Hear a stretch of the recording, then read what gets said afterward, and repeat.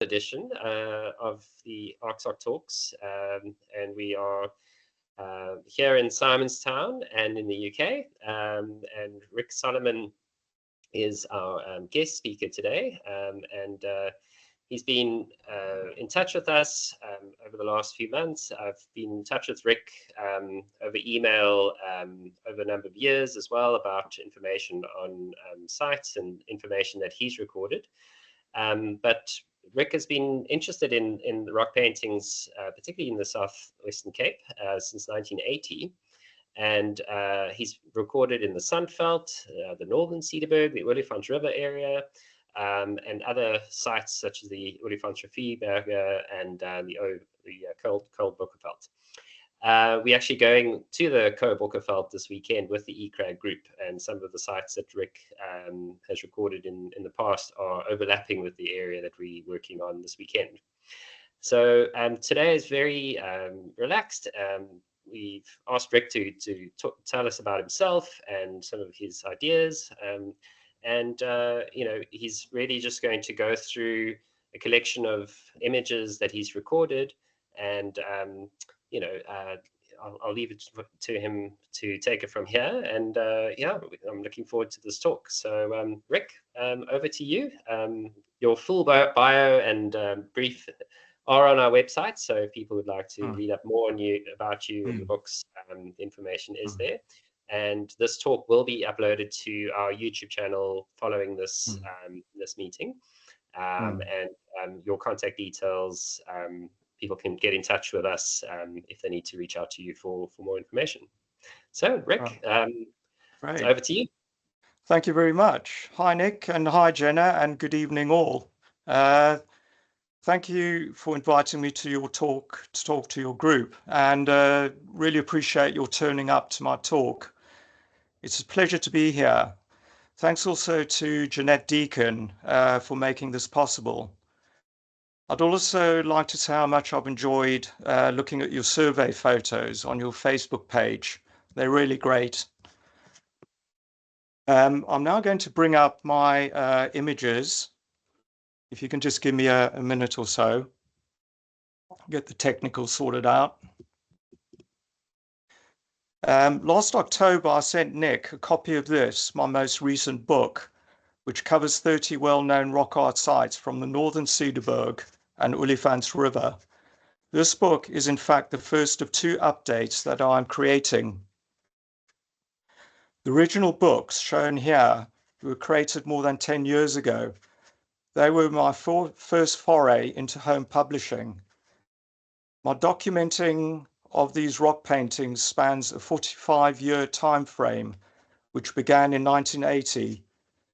On successive visits to South Africa, particularly in the last decade or so, I've revisited many of the sites that I first visited in the 1980s and have rephotographed many of the same rock paintings using digital photography.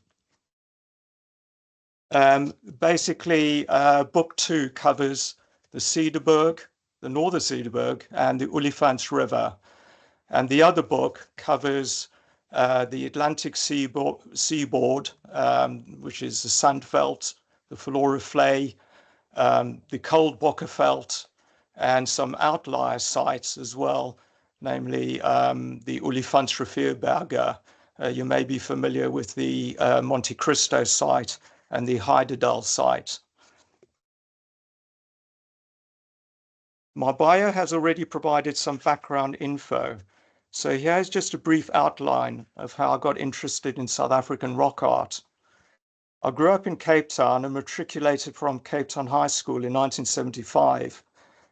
I discovered Bushman rock paintings when I was a student studying art and design at Middlesex Polytechnic in London in the late 1970s. In the third year of our degree course, we had to write a dissertation to be presented in the form of a book or a similar design product. A visiting lecturer in art history who knew I was South African brought this book in to show me. My main recollection on seeing this book was that I was astounded. I'd never seen these rock paintings before. I decided to investigate the subject for myself. To cut a long story short, I decided to make Bushman rock art the basis for my dissertation. I returned to Cape Town for the summer holidays and spent many hours reading and making notes at the South African Library. I also received fantastic assistance from the Archaeological Data Recording Centre at the South African Museum, notably from Graham Avery and Bill van Reysen. Here are some of the photocopies they made for me. Just one quick story. I first turned up at the ADRC with a very long list of rock art sites that I hoped to visit from all over South Africa. The first thing they said to me went something like this: "Too ambitious, Rick. Stick to rock art sites within 300 kilometers of Cape Town and forget the rest for now." It was sound advice. In August 1980, armed with my maps, compass and camera kit, I set off on my first ever rock art field trip. This is a page from my notebook. All I can say is that the farmers who took me to the sites must have had an awful lot of patience while I made these sketches. In 1981, I produced my dissertation, which comprised 16 booklets and 51 tinted black and white rock painting photographs. I would have loved to have used color photography, but instead I chose to tint black and white photographs. Basically, color photography was too expensive, and black and white printing was provided free, care of the Polytechnic's photographic department. Using this method also allowed me to highlight the details that I found interesting. Another bonus was the texture of the rock face remained visible. I'm just going to zoom into this image to get a closer view.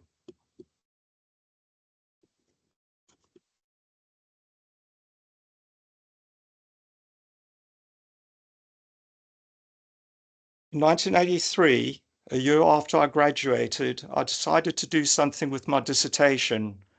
I held an exhibition at the Africa Centre Gallery in London. This is the introductory panel from the exhibition. This is a photograph of me with some of my framed photographs. And here is a page from the visitor's comments book. Africa Now magazine ran an article reviewing the exhibition, which was also reviewed in the Guardian newspaper by the art critic Valdemar Januszak. Patika Ntuli, a South African sculptor living in London, interviewed me for the BBC Arts in Africa programme, then part of the BBC World Service. In the early to mid-1990s, I began digitizing my rock art photographs onto Kodak photo CDs. This was then a new and exciting technology. In 2016, I met Dr. Alan Zimler, then a director at Investec Bank in London. Alan is an avid collector of literature about the Bushman. He wanted to purchase my dissertation, but I said that it was personally too valuable to sell. However, I agreed that I would reproduce it as a book for him. As it turned out, the one book became 3, which you can see here. I also had to work out how to create electronic links to all of my rock art photographs. My solution was to produce a series of databases saved as PDFs onto CD-ROMs. These were enclosed in plastic wallets on the last page of each volume. This is an example of a database from Volume 1. It's a very simple 3-column format, rock paintings on the left, site photos in the middle, and a brief description on the right. I'll just scroll through a few of the images.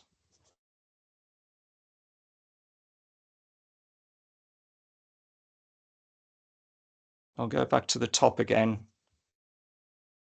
So at the top of the document, there's a link to my Google photo album.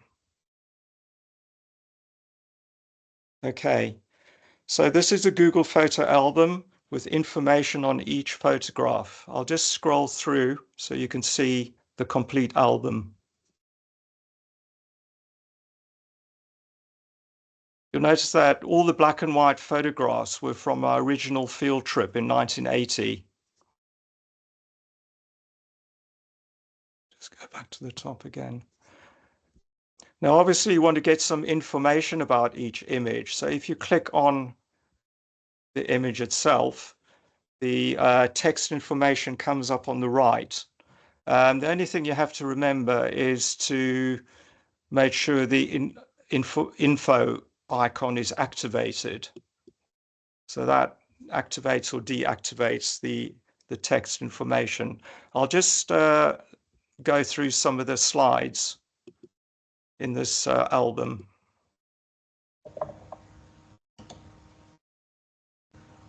These are all from a rock art site called Skeinskraal on the situated in the Verloren Vlei, which if any of you have been there, I guess some of you may well have been, is on the Atlantic seaboard in an area known as the Sandveld.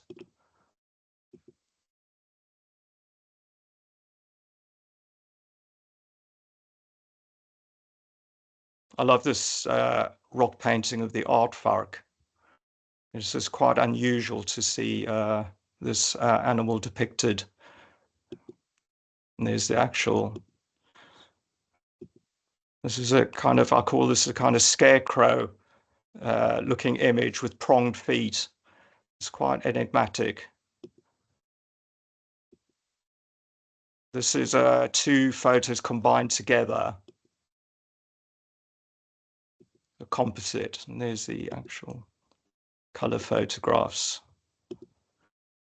Okay, so that is just a selection of some of the images in that Google Photos album.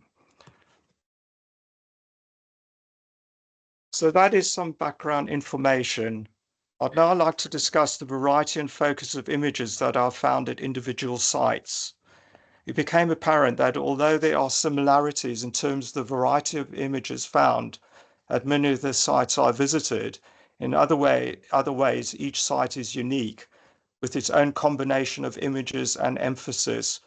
For example, at some sites, I've discovered that the focus is on humans, while at others, the focus appears to be on animals. I'm just going to zoom in on this image to get a closer view. This is a page from my 2013 book covering the Sandveld. The photo on the right was recorded on day 2 of my field trip in August 1980. In fact, this was the first rock shelter that I ever visited. If you'd been there with me on day 1, you would have seen me clambering over all sorts of rocks without finding a single rock painting. My fortunes changed when I was sent to see an elderly gentleman in Riedelinghuis who knew all the Bushman rock paintings. He agreed to act as my guide, and so disaster was averted. Together we entered this rock shelter on the morning of the second day of my field trip. This beautiful representation of a baboon stood out for me.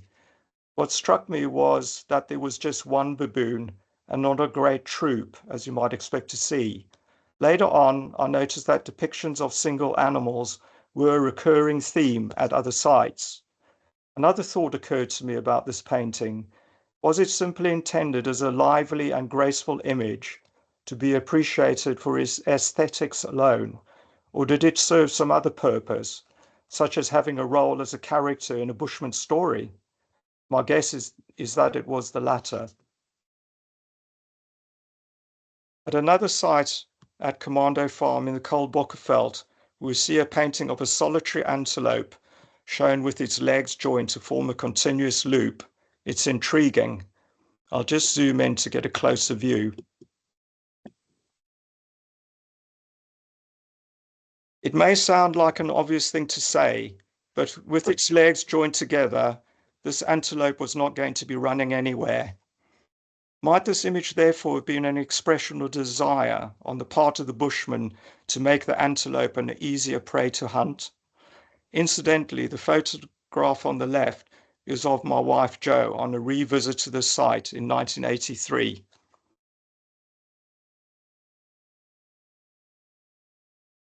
In this more recent photo of the rock shelter, you can picture Bushman sitting in the shade and being captivated by stories connected with this extraordinary image.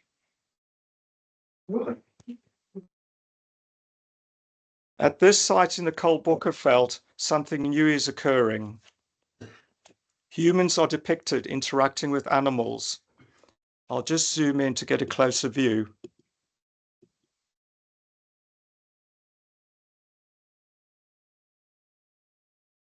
An elephant with his calf are seen surrounded by clapping humans, seemingly making a lot of noise. A literal interpretation might be that the elephants have been separated from their herd and then driven into a trap. However, what is surprising is that the elephants appear quite static and calm, not what you would expect from two animals finding themselves in mortal danger. So is this a literal record of a hunt or something else? A few more observations. Some of the human figures are incomplete, with the lower part of their bodies entirely missing. The baby elephant has an unusually long tail, and a solitary figure is positioned seemingly deliberately underneath the trunk of the large elephant, which, if taken literally, would amount to an extremely risky hunting strategy. This photograph on the left-hand page shows the position of the rock painting on the ceiling of the rock shelter.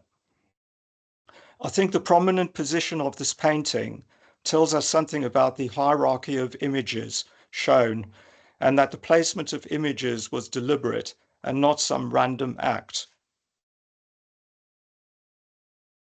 At the Monte Cristo site, we see something different again. A large herd of one particular species is seen, in this case elephants. I'll just zoom in to get a closer look.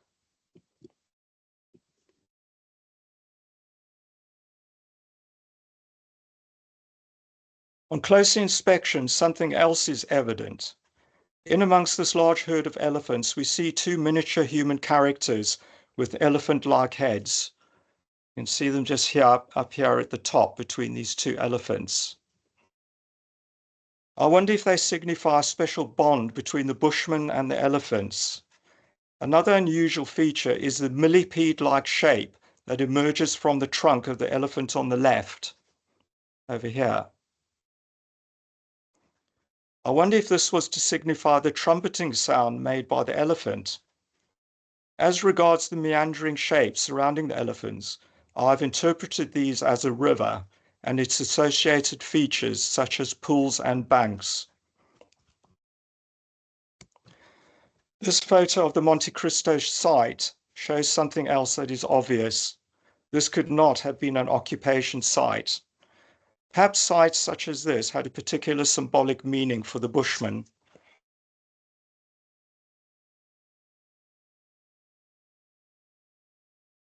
Plain flay in the Northern Cederberg, the shift is clearly away from animals, and the focus appears to be on human activities. I'm just going to zoom in on this to get a closer view. This photograph was taken when I revisited this site in 2022. My previous visit to this site was in 1980. After a gap of 42 years, I could detect no deterioration in the condition of the paintings. In fact, I was amazed at just how bright and well preserved these paintings appeared.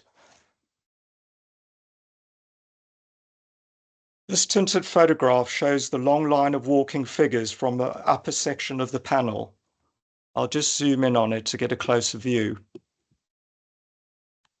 All the figures appear to be male, so this may represent a hunting party. Large groups of walking figures are a popular and recurring theme at many Western Cape rock art sites. You also notice that a number of animals, in particular eland, were added at a later date. This layering of images is a recurring theme at many sites. This prominent in this lower section of the panel is a depiction of a performance with clapping figures seen on the right. Let me just zoom in on that to get a closer view.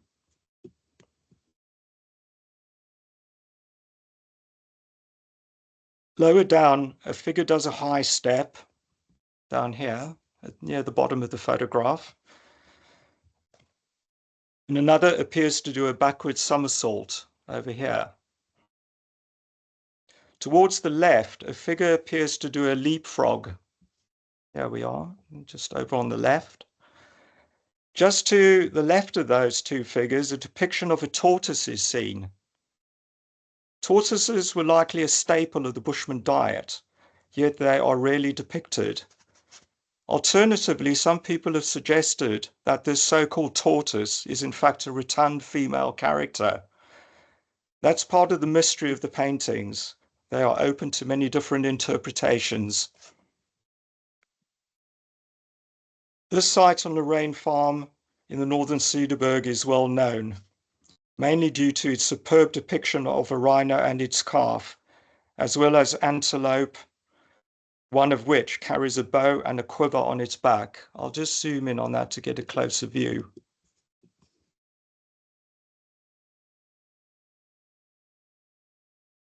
While recreating this page for my book, I re-examined this scene, in particular the group lower down at the bottom of the photograph over here. I noticed that there was what I've interpreted as a healing scene and created a tracing of this for my book. Let me just zoom in on that. On the right, a possible medicine woman appears to massage the back of a young figure. Numerous spines that look like the claw marks are also apparent. A group of standing figures towards the left may be doing a healing dance. A curious bird-headed figure has an arm raised.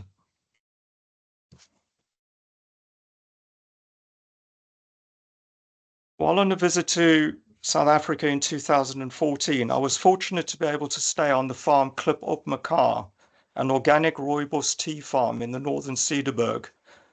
The farm manager took me to see 4 rock art sites. One of these was a huge rock shelter shown here, which boasts a large number of paintings. The painting on the right shows what I've interpreted as either a puberty ritual or a marriage ritual.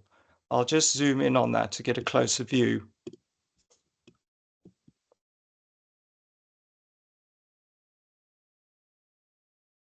At least 7 female characters with long capes seem to be closely associated with a reclining female figure seen on the right, which is depicted nestled within a curved shape, together with numerous finger dots and other unidentified objects. She is depicted with a cape which covers the lower part of her body. The tall male character on the right was almost certainly added at a later date, as his front foot is superimposed on top of an earlier, more faded miniature figure. I've traced a detail from the scene shown here. I'll just zoom in on it to get a closer view. It's also possible that this is a representation of the ritual for a young girl experiencing her first menstruation. Again, the narrative element is very much in evidence.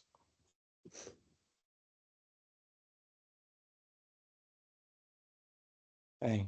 On the right of this photograph, you can see the position of the ritual scene. Sorry, I've gone ahead. On the right of this photograph, you can see the position of this ritual scene. Paul, the farm manager, is seen sitting at the far end of the shelter. A curious set of elliptical shapes are also seen above and to the right of where Paul is seated. Let me just zoom in on that so you can get a closer view. He told me that nobody had any idea what these shapes meant. They're the 3 shapes that are enigmatic. This is a closer up view of these shapes. My interpretation is that the motif on the left shows an eland drinking from a stream. The white vertical banding in the rock face was, I think, intended to denote a stream or waterfall. Note the ubiquitous eland torso shape over there. Not easy to see, but you could just make out the eland's hind leg. front leg and lower neck and head. These details are made much clearer in this DStretch image. I'll just zoom in on that. The ellipses, I think, represent the pools of the circular water-filled depressions, which are a feature on this farm.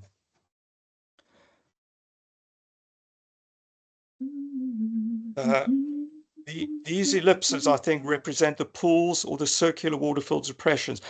These photos on the Klip op Mekaar website show some of the pools and waterfalls found at Klip op Mekaar. I'll just scroll down to find the photos. And you can see waterfalls and pools. I guess the Bushman would have swam in those pools as well, probably on a daily basis, and probably witnessed animals coming down to drink and water themselves. And there's another. Okay.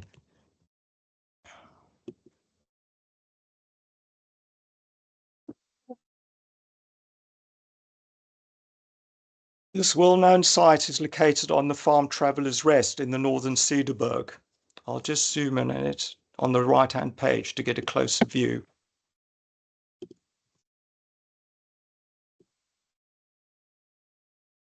On this page, I've drawn attention to two motifs found towards the right of the rock shelter. A number of different interpretations have been proposed as to what these images mean.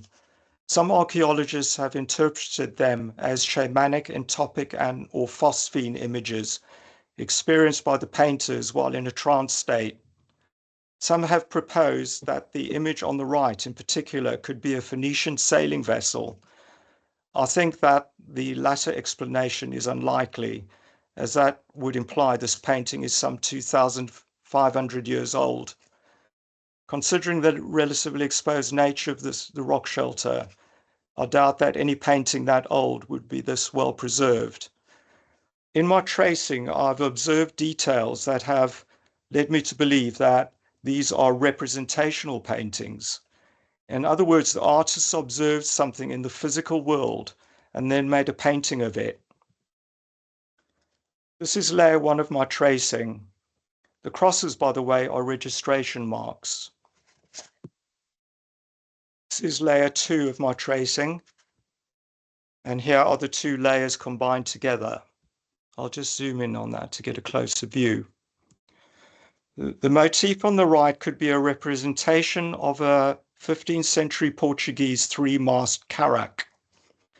I've interpreted the different elements as follows. Wavy lines at the bottom equal water. Three negative white shapes equal sails. Horizontal lines which curve up on the left and on the right equal prow, hull, and stern. The motif on the left may be a representation of an upended rowing boat. I've interpreted the different elements as ropes or moorings and the hull's horizontal planking. The legs of a residual figure are seen on the left, and on the right is an unexplained shape, which might be a later addition to the painting. This website, the Digital Commonwealth, has an excellent painting of a great carrack, 15th century Portuguese sailing ship. I'll just zoom in on that. You can see all the features of the ship, which may, I believe, have inspired the artist to paint that incredible image. So you can see the sails, the white sails. You can see the horizontal structure of the ship, the prow and the stern. Okay. It is an historical fact that Portuguese navigators rounded the Cape of Good Hope in the late 15th century and came ashore on the Western Cape Coast on numerous occasions. I believe that it was just such a landing that was observed and recorded here. Whatever the explanation, whether it be shamanic trance images or literally a depiction of a ship and a landing craft, These paintings were bound to have generated a great deal of interest and awe in the Bushmen who viewed them. How the artist would have explained these images, we will perhaps never know, but I'm certain that they generated much excitement and conversation.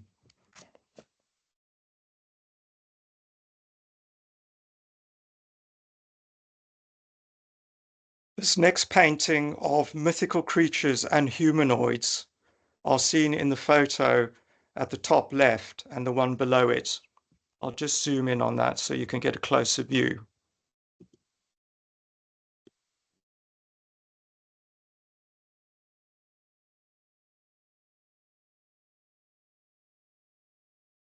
This tracing of the painting combines two photos together so as to include the tall striding figure on the right. The artist clearly had a gift for painting monsters and mythic creatures. You can imagine what incredible stories must have been woven around these characters. Continuing with the mythic theme, I came across this unusual figure on the farm Bruckfontein. The fearful seems to have been ramped up in this painting. It's quite difficult to make out against the dark background of the rock face, but I will zoom in and hopefully we can begin to make some things out. For example, at first glance, the figure's head appears to be missing, but on close inspection, you will notice that the head is detached and appears to float above its shoulders. Pronged feet are also evident, as is a long tail hanging down at the back. I'll just scroll through the image so you can see those. So there's a long tail hanging down here. The figure has these pronged feet. Now, the pronged feet appear to belong to a small monkey-like creature perched on the figures behind. There's the monkey-like creature. The monkey-like creature also has a feather emerging from the top of its head. The details are made much clearer in my tracing. And I'll just zoom in on that so you can get a closer view.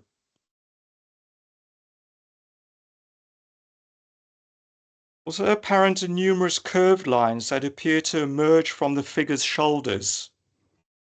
She carries a digging stick, but the curved lines give the appearance that she might also be carrying a bow. In Bushman rock art, females are never shown carrying bows or quivers. Okay.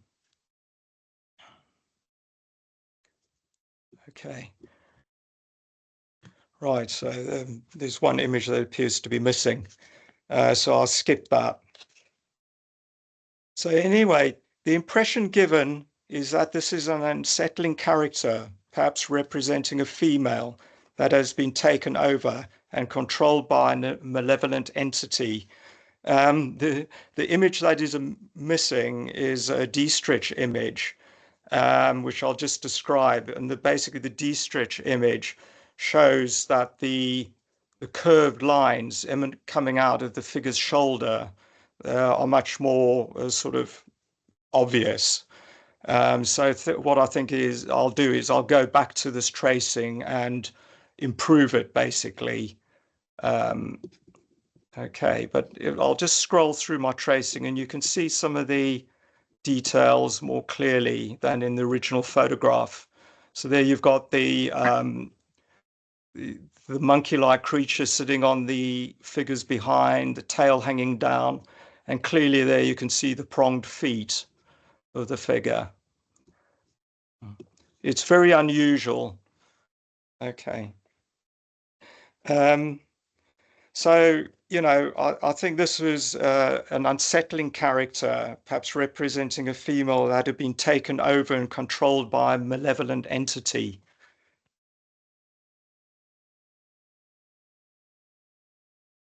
Okay. Finally, this is a page from my recently updated book. It documents the site on Rockwood Farm. The site is concealed and difficult to reach. I'll just zoom in on it to get a closer view. Situated within a shallow recess, we see a spider-like motif, a collection of hunting paraphernalia over there, a figure in a short faded cloak, lower down and to the right, with an outstretched arm, and a barely visible seated figure with what may be a large bag hanging above. It's barely visible. As well as there's a large shape lower down at the bottom of the photograph, which might be a left-facing human profile. This DStretch image makes things clearer. We see the spider-like motif, the hunting paraphernalia, and the character in the faded cloak with an outstretched arm. I'll just zoom in on that to get a closer view. The seated figure with what may be a large bag hanging above now becomes much more visible over there. And there's a large bag above its head. Obviously, a newer version of hunting paraphernalia has been overpainted at a much later date. The incorporation of single and dashed lines in the spider-like motif are no doubt significant. I think these lines are associated with powerful hunter-gatherer magic. Here is my tracing of the most visible elements of the painting. They are not to scale or in their correct position. I'll just zoom in a little bit. Although the spider-like motif is difficult to explain in terms of known fauna, it seems to be a hybrid being, possibly part insect or part octopus. Another possibility is that this image was inspired by the twisted branches and roots of a tree. In fact, there is a prominent fig tree growing from the rock face just outside this rock shelter, and this may also have inspired the artist to create this very unusual image. In conclusion, this small panel of images, we are perhaps witnessing a number of different stories that were likely developed and added to by successive artists over a period of time. I'm certain that these images generated a sense of wonder in the Bushmen who viewed them, just as they do for us, viewing them today, many centuries later. With that thought in mind, I'm going to conclude my presentation. I've enjoyed showing you this small selection of rock paintings that I've documented on successive visits to South Africa, a journey which began in 1980, when technology was far more basic than it is today. I hope you've enjoyed it too. I'm happy to answer any questions you might have.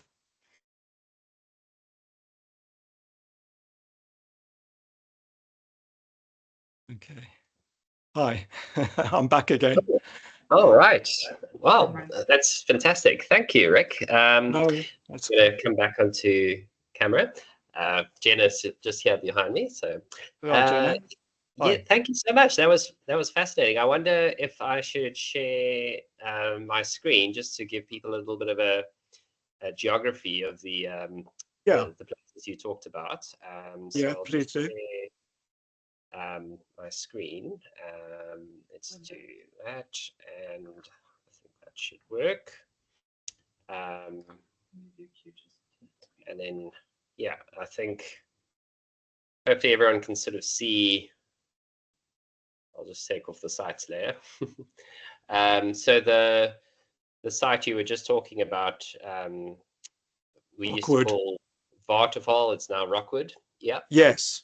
Yeah, the two farms are almost adjacent to each other. Yes, yes. Yeah. So you've got some sites near Citrusdal. You talked about the sites along the Verlorenvlei, so east of Elands Bay and northwest Riedlinghuis. So that's that area there. And Lily, who's on the call, she's actually busy recording sites at the outcrop Skaanskraal. At Skaanskraal, yes. Yeah. Yes. And Sibylla, so that needs no introduction. I think most people here have been there. And there's what we used to call Watervalsrivier, I think is the Klip op mekaar sort of site. So it's a little bit north of Elizabethfontein. So it's on that road. In the Pakhuis, the Pakhuis, yes. Okay. Yes. And then you even had some sites from Kleinfontein. and Traveller's Rest, which is just, Yes. to the east of Sevilla. Mm. And then the Cold Bokkeveld sites that you mentioned are down Right. down here. So just Right. northeast of Ceres. So in that, Yeah. tucked in that area. Yeah. So It could be nice just to on this, like I said, at a zoomed out scale, so people can get an idea of really the density of rock art in the area. yeah. So this is these are all the rock paintings, so people can kind of see the density of sites. So far, we've recorded about 4,000 sites, and that sort of includes the area between the Sandveld, the coast, and the interior of the mountains. So as far north as Van Reinsdorp, I guess, would be pretty much the sort of northern boundary, and then the southern end is around Ceres, Wolseley, that area. There are a few other isolated sites, but that's sort of the core of the sites. I'll just take the labels off quickly, and then it's a bit easier, not so overwhelming. But yeah, there are a lot of sites.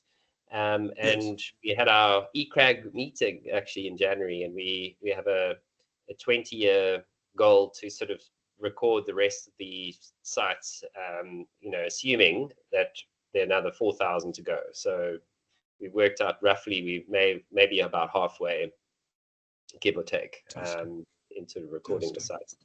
Yeah. So I think we're going to have a few questions. Oh, yeah. Someone says the image didn't change. Hopefully they can sort of see the, maybe I just slowly refresh.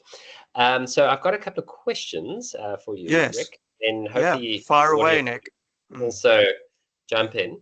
So I think what I really appreciate about your talk was you very nicely sort of went in as a non-archaeologist into this arena, if you like. Of course, we debate intensely, interpretations and the different methods of going about it.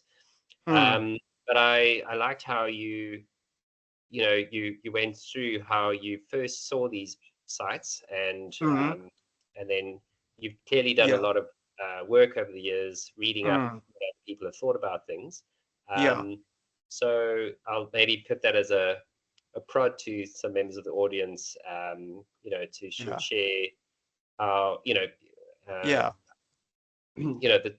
changes that have gone in the discipline over the years. I think we kind of forget sometimes when you get too deep in what it's like for someone who's a novice, who's never really been to a site before, and then that process of recording. Discovery. That's right. Back in 1980, when I went on my first field trip, I think I'd literally seen one Bushman rock painting, and that was in the Linton panel in the South African Museum. And I remember the wonderful Bushman dioramas, which obviously is now no longer there. So when I actually went and saw Bushman rock paintings in situ, I was just absolutely gobsmacked, and it was the most wonderful experience, and that wonderment and delight, has stayed with me ever since. And I think that's what's kept me going. And of course, as an artist, practicing artist and graphic designer, I appreciate the images just as paintings and as imagery. But I love to also imagine what the artists were trying to communicate. What was their meaning? What was the purpose of these images? And like today, I mean, any art, art, you go to an art gallery and you wonder what the artist was intending or what was going through their mind. But the rock paintings, whether it's been the Paleolithic paintings in Europe or elsewhere in the world. You know, the Aboriginal paintings in Australia or the North American rock paintings, petroglyphs, you know, it's these people expressing their culture and their lifestyle and their beliefs, and it's how they, you know, have told us and left us, you know, their view of the world, if you like.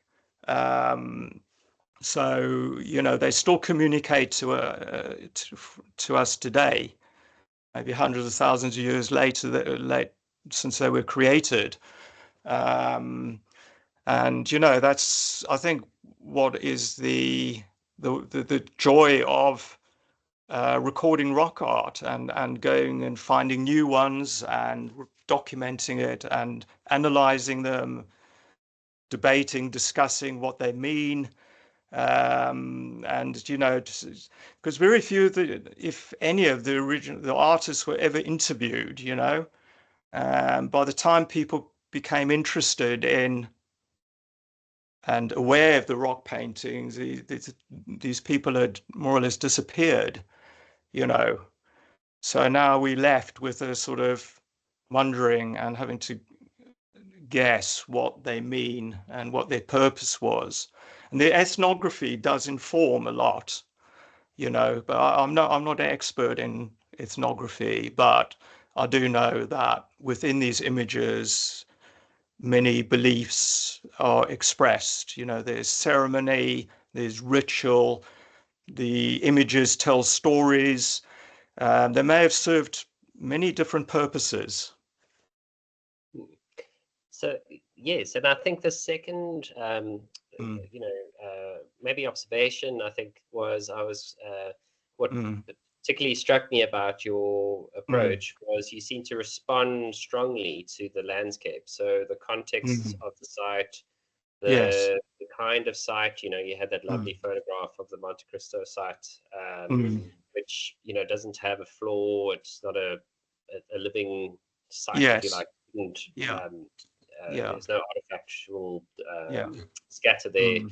There are nearby, of course, but that particular site itself is sort of in a crevice. It's very perched halfway up a sort of rock face. You know, you have to scale and perch yourself there in order to. Those two boys, lads, were standing there in the position, so you could see. Yes, I think I think the choice of sites was no sort of accident and coincidence. That some sites were clearly symbolic or had some other sort of ritual purpose, whether they were secret sites, you know, where certain important images, significant symbolic images were sort of kept and you know, not in the day-to-day living areas. Other sites, you know, you see images are hidden away under, you know, tiny rock shelters, which you have to crawl into. And some people have suggested, you know, those were perhaps birthing sites where women went to have their babies. But, you know, it's pure speculation. I don't know. We just don't know. But yes, you know, you got your great big rock shelters, which are obviously living sites because they've, you know, excavated, you know, evidence of people's day-to-day lives and fireplaces and whatever. Other sites were clearly not living sites and must have had some other symbolic purpose. You know, you really have to sort of clamber up to them or crawl into them to see the paintings. So I guess you can speculate on what, you know, purpose those paintings served. Yeah. Yep. Jane, do you have any? Oh, so I had a third one, and then we'll turn to the audience. Yes. So another thing I really thought was very interesting was your black and white photographs with the that sort of tinted enhancement, where you worked with within the limitations at the time of printing and the production process and so on. And Yes. your Yes. your your layout there's a high attention to detail in your layout, Mm. in your Yes. production, in your books. Mm. Yes. So you've put a lot of effort. Is that something just comes naturally to you as an artist, or is it something that Yeah. you really thought through a lot? And Yes. how did you come to Mhm. that? Yeah. Well, my degree course was scientific illustration and graphic design. So when I came to produce my dissertation, we had to produce it in the form of some sort of designed product. So for the rock paintings themselves, I've decided to create, those, what I call them, plates, tinted black and white photographs, which then accompanied the 16 booklets. They were all contained within a box. Now, as I explained, yeah, the tinted photographs worked really well for me. For one thing, black and white photography was provided free, so I could print as many black and white photographs as I liked and experiment with exposures.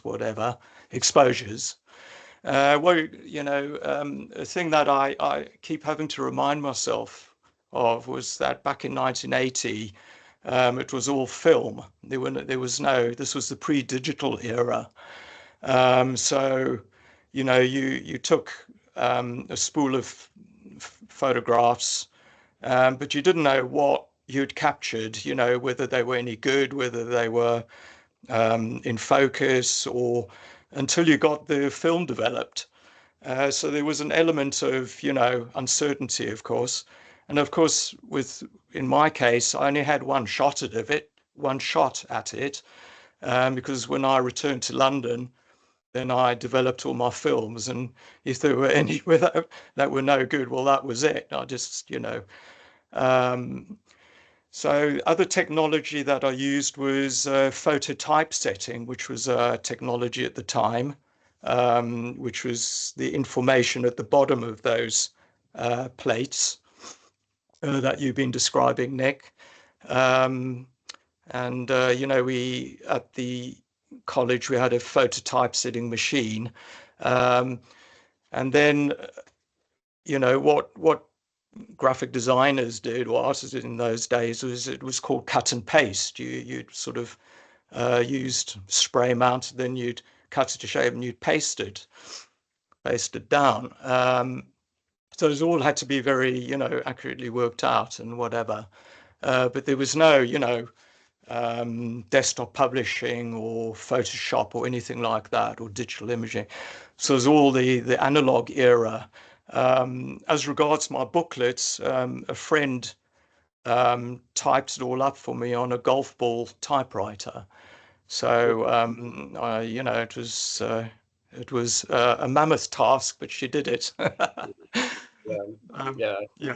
yeah, I really enjoyed how there were some names I haven't thought about. I hadn't even met Bilton Raisin, but I had to yes, digitize all of these records mm, as part of my project. And Graham Avery is no stranger to most of the people in this yes, and yeah, people, John Parkington and Jeanette Deacon yes, supervised many of the yeah, people that have contributed over many, many years mm, to this mm, growing archive, and mm, they've gone through a yeah, lot of iterations of technology and approach mm, and yeah, funding and all the yes, yes, of things. course, yeah, It's nice yeah, to meet someone again who mm, remembers some of the, yeah, some of the pioneers who yeah, influenced yes, everyone else. absolutely.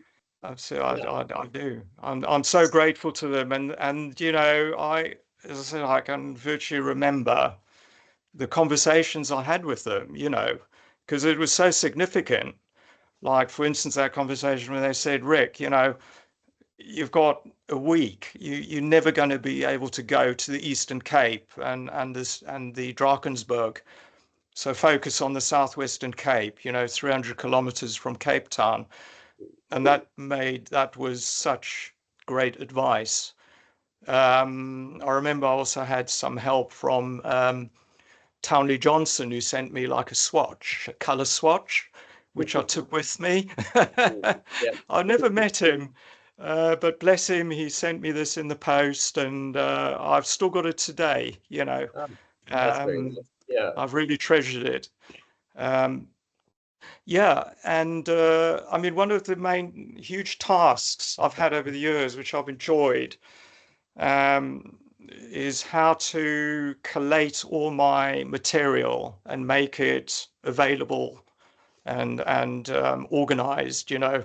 And it's actually my commission for Alan Zimler kind of focused my mind on that. And I brought everything together in a sort of more organized manner, and it's all available online. I'm able to share it with others now. Obviously with, you know, with a link, I can email a link or I can share a link with others, and so on and so forth. So, and now with these books I'm doing, you know, I'm able to share like a preview so people can look through my books. You know, obviously I have a high resolution digital copies, which I can send to people if they're interested. But you know, it's an ongoing project. And one project I have in mind is to do just a book of tracings, you know, of all the sort of really faint rock paintings where details, you know, barely visible. And you know, I think that would be an interesting project to do, to work on in the future. So have any of the audience members got any questions? I don't want to leave anybody unserviced, or if you're dying to ask Rick a question, this is your moment. You can switch on your video or unmute yourself. I think we've got Jeanette, and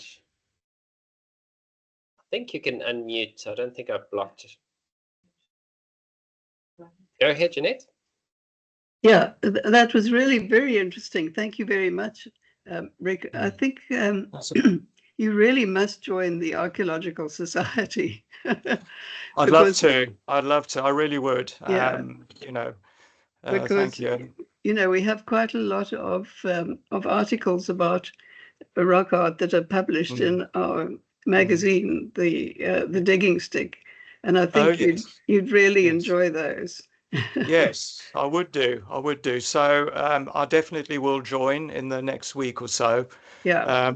And you know, I'll be in touch with Nick and yourself, and perhaps you can tell me the best way to go about that. Yeah, okay. Definitely.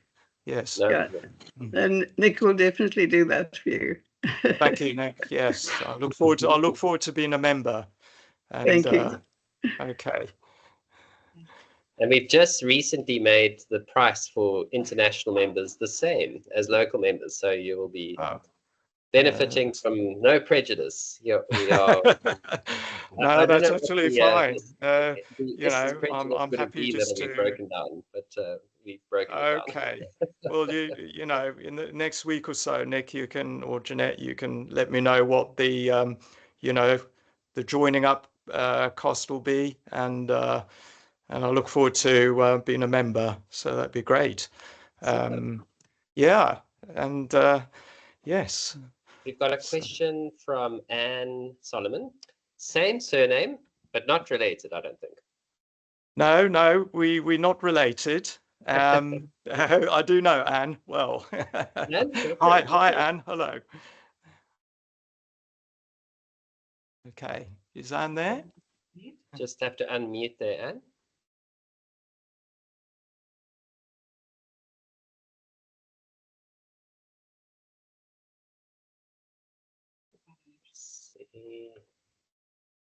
Okay, and you are unmuted.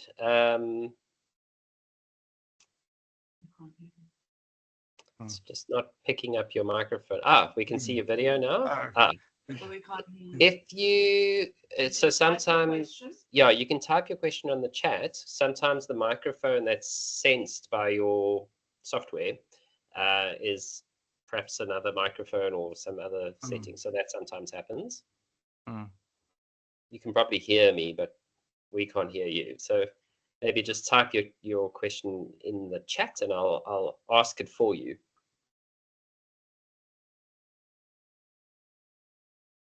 Oh, the chat. There's a chat button at the top of my screen. Oh, Alan Zimbler also wants to join ArcSoc. yeah, excellent.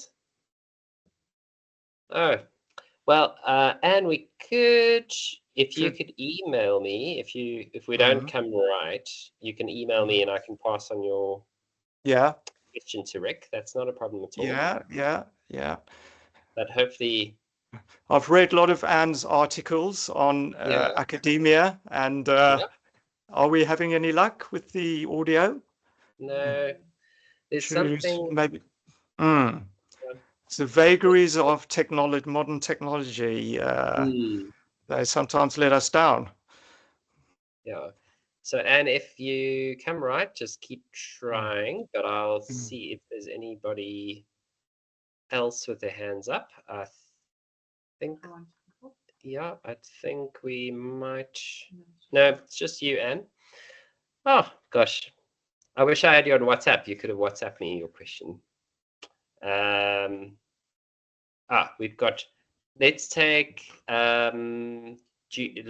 She's got a question. And then maybe once we've done Lily's question, we can try you again, Anne. And then otherwise, we'll have to resort to email afterwards. Okay, Lily, do you want to go for it? Can you guys see me? Hello. Hello. Evening. Hi, Nick. Hi, Rick. Hi, everyone.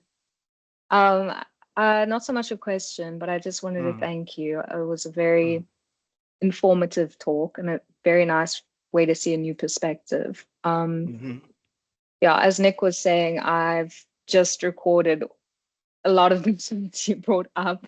So the photos are very familiar. I've just finished recording a lot of them in Excel as well. And yeah, I think there was one photo that you showed that really stood out to me. It was of the little hartebeest with the legs tied together. Yes. Yeah. Yes. The enigmatic antelope. Yes. Yeah. That was quite exciting for me because my research, I'm looking at bags, and there's a whole lot going on with bags. So I'm sure you've seen a lot of them in the paintings as well. Yeah, lots. There's lots of them. Yeah. But I thought that one was especially nice to see. I haven't seen anyone or any painting that specific, but what I found out with my honors project is how the actual bags, how they are made, is that the animal or the antelope, they would actually tie the legs together to form the strap. So seeing that as the painting, it's really, really cool. Nice. I like. I can see your thinking. This is the thing. Different people see different things in the paintings, and you think, someone else says, no, hang on, how about that? Could it be that? Could it be a bag or a bag shape? And then, okay, I'm not thought of that, but yeah, that could be. So yeah, definitely. I mean, it's enigmatic. When I first saw that image, I used to think, I don't know, I just used to think of a rocking horse. Because we're all familiar with a rocking horse, and I thought, well, what else has an animal with this kind of legs joined together with the kind of a base? Obviously, Bushman San never had rocking horses. I mean, it's possible they saw a rocking horse in the colonial era, but what's the chance of that? But anyway, that's just thought popped into my head.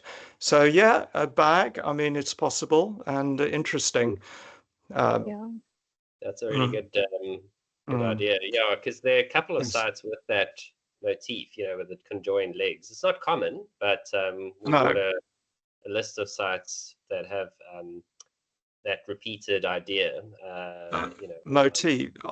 Okay, I must admit, Nick, I've never seen that feature at any other site. So I'm interested to know that there are a few others, but it's I guess it's quite unusual.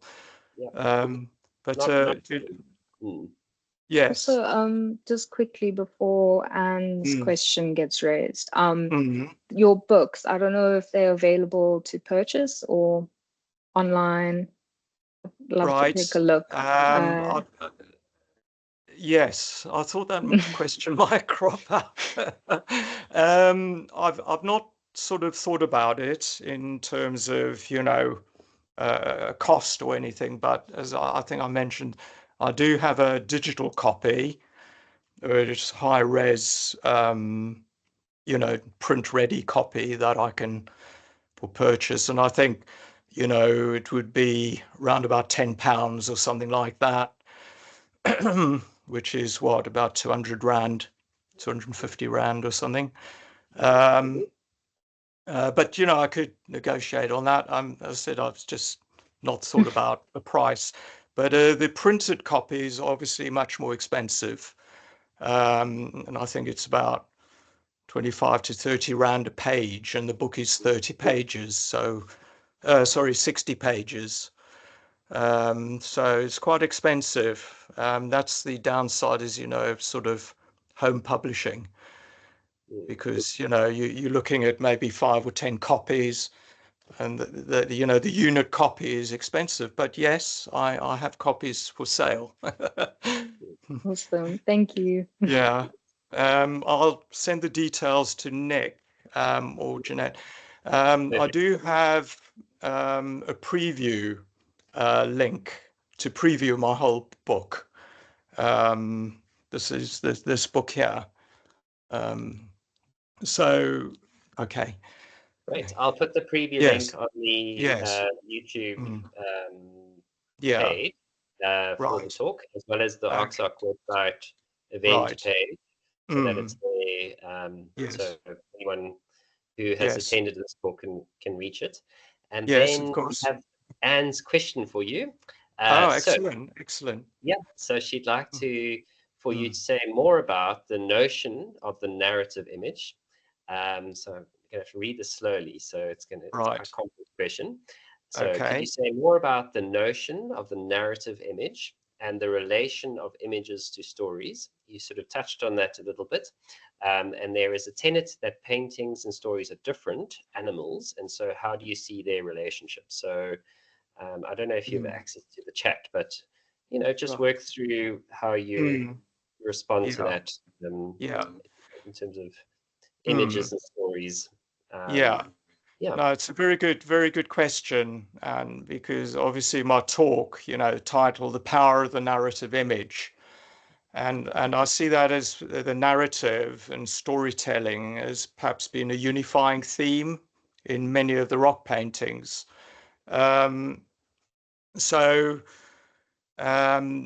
Yes, I think human beings have, you know, from when we first became modern, and, you know, we weren't just focused on survival, and humans were able to sit down and have time to think about other things, to think about being creative, or, you know, one of the things might have been, you know, storytelling and making music and dancing, and all these sort of things that make us human and make life enjoyable.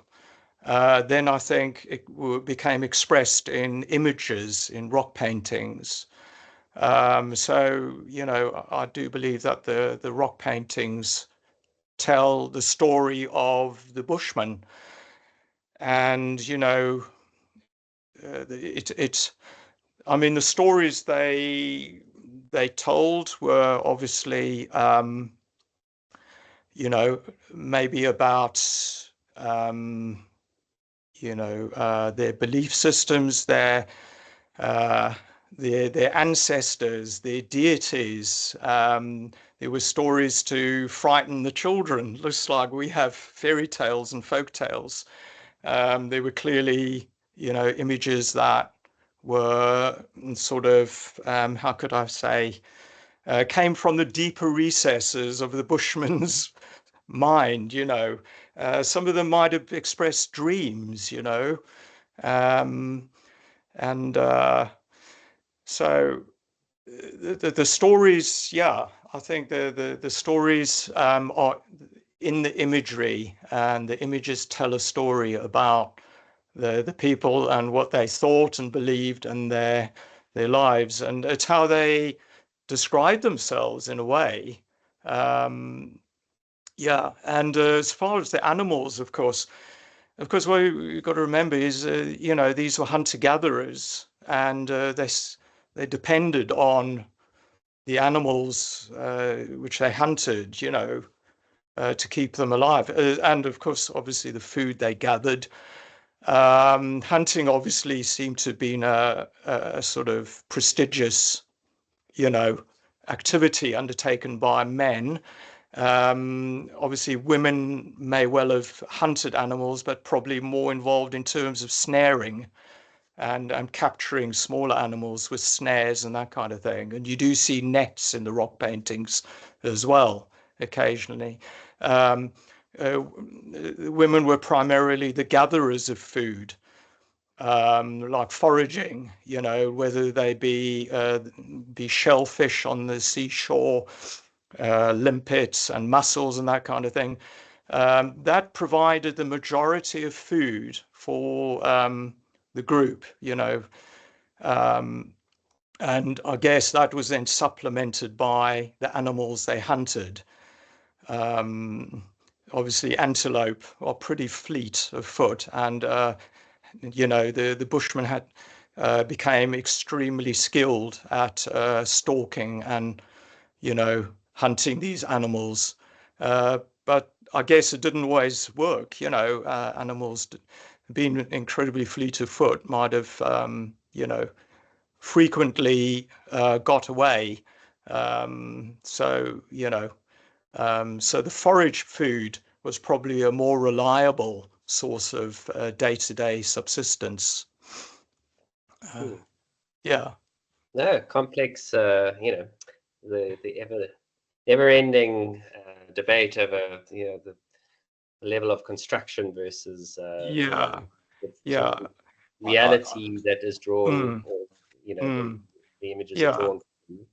I don't know whether I've completely, you know, answered Anne's question in its entirety, because I have read quite a bit of Anne's, you know, quite a few of Anne's pieces in academia and so on, and you know. In another you know, 4 hours, just that one. It's hard. I've tried my best to answer Anne's question, but yeah, I guess, you know, there are many different interpretations, and I guess the lifestyle and you know, the day-to-day life we see. It's not just, you know, belief systems, but we do see in the paintings, you know, the day-to-day stuff. You know, just people migrating, or people doing other things which are interesting, which were, you know, related to their daily lives. You know, sometimes it's very sort of mundane things.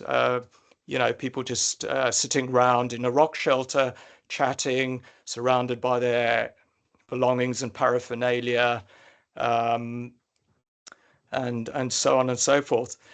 You know, sometimes you see people at play.